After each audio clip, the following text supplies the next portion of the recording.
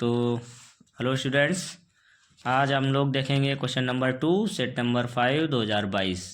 ठीक है ना, जिसमें 1 क्वेश्चन पूरा कंप्लीट हो चुका है और 2 क्वेश्चन आप लगाएंगे।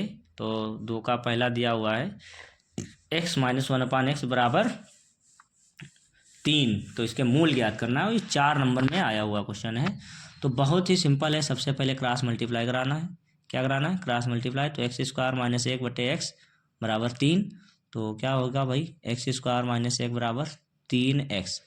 इसको इधर ले आना है तो क्या हो जाएगा? X square minus 3x minus 1 बराबर 0। इसके फैक्टर नहीं होने वाले। तो आपको करना क्या होगा? आपको करना होगा धराचार विधि के पास जाना होगा। X square plus B X plus C बराबर 0 से क्या करना? तुलना करना। ठीक, तो ए बराबर आपको 1 मिलेगा, बी बराबर -3 मिलेगा, सी बराबर भी -1 मिलेगा। तो धराचार विधि क्या कहती है? एक्स बराबर minus b plus minus under root b square minus 4ac बटे में 2a। ठीक, minus b minus minus plus हो जाएगा। बी स्क्वायर माइनस 3 का स्क्वायर माइनस 4a गुणे सी बटे में 2 इंटू ए। ठीक है ना, 3 प्लस माइनस 9 और ये 4 कितना हो जाएगा? 13/2। ठीक है ना, तो यही तो आंसर है अपना, यही आंसर आ जाएगा।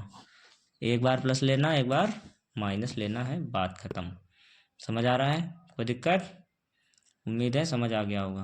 ठीक है ना, चलिए आगे बढ़ते हैं।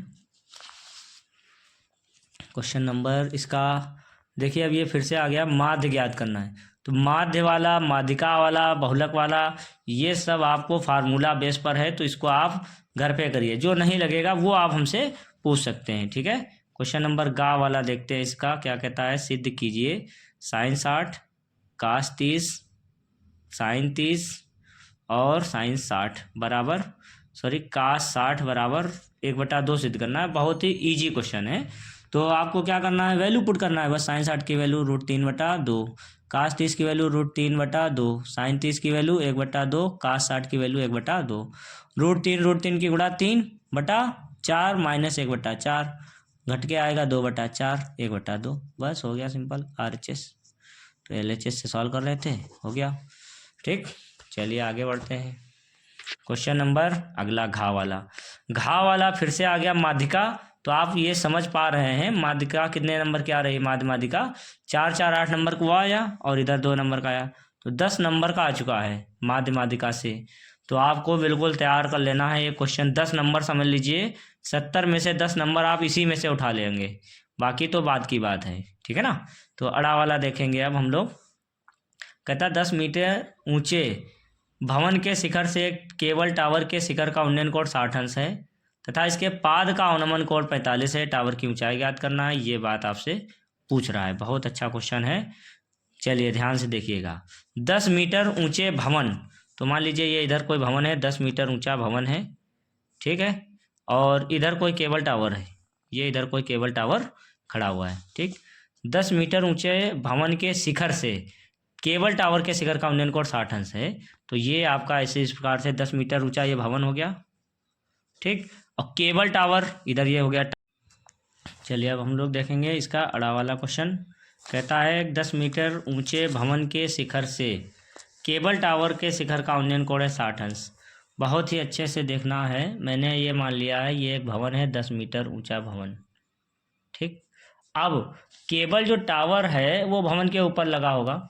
ठीक है ना, ये केबल टावर है, ये इतना भवन होगा, इधर जितना 10 इधर होगा उतना 10 इधर भी तो होगा। बात समझ में आई? ये टावर हमने h मान लिया, इसकी ऊंचाई इधर मान ली। जो टोटल टावर की ऊंचाई होगी वो नीचे से ऊपर तक की वो कितनी होगी? h+10 होगी। समझ आया कि नहीं आया समझ में? तो अब ध्यान से देखिएगा। केबल टावर भवन के शिखर से केबल टावर का उन्नयन कोण है कितना अंक है?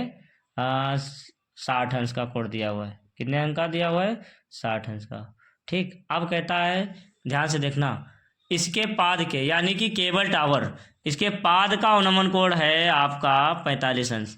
यानी ये इसका पाद है यहाँ पर और यहाँ से इसका कोण कितना है? 45 अंश। कितना दिया हुआ है?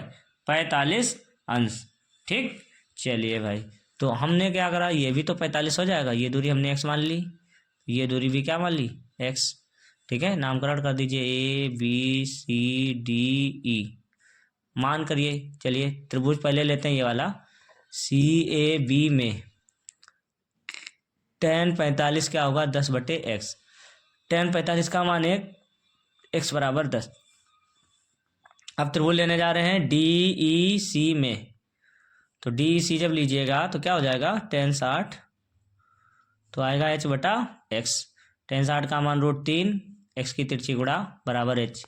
तो यहाँ पे मान रख देते हैं, x का मान कितना है 10, h बराबर आ जाएगा 10√3। 10√3 का मान 1.7, तो यह आएगा 17.7, 17.3 आएगा। अब जो केबल टावर की कुल ऊंचाई होगी, टावर की कुल ऊंचाई, टावर की कुल ऊंचाई कितनी होगी, h+10, क्योंकि वो नीचे से होगा, ऊपर रखा हुआ है तो ये ऊपर से दिखाई दे रहा है, तो यहाँ से क्या होगा 10 + 17.3, 27.3 मीटर आंसर आ जाएगा। ठीक है ना, कोई दिक्कत। चलिए क्वेश्चन नंबर आगे इसका देखते हैं। अड़ा के बाद चा वाला कहता है के का मान ज्ञात कीजिए जिसके लिए समीकरण का एक अद्वितीय हल है।